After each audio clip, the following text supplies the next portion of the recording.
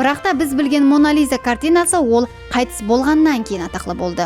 Ал енді бұл картина қалайынша дүнияға белгілі болғанлығы хақында сөз етсек. Ол сол дәуірде соншелі дәрежеде жақсы сызылған сурет болғаны үшін белгілі болған ба?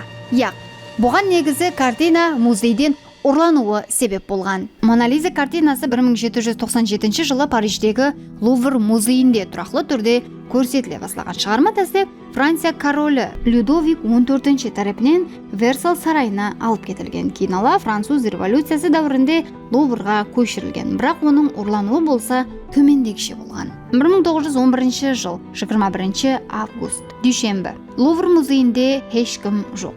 Саат болса азанғы 7:30. Ақ халаттағы еркек кішкене бөлмеден анықырағы шкафтан шығады. Себебі ол музейге екшембі күні апайы тамашагөй сыпатында кіріп жасырынып алған еді. Ол үлкен квадрат залға кіріп бір хаял портретіне жақындасады. Оның қорғау айнасын алады да картинаны рамкасынан шығарып, оны ақ тауарға орап шығу жолдарының біріне жол алады. Солай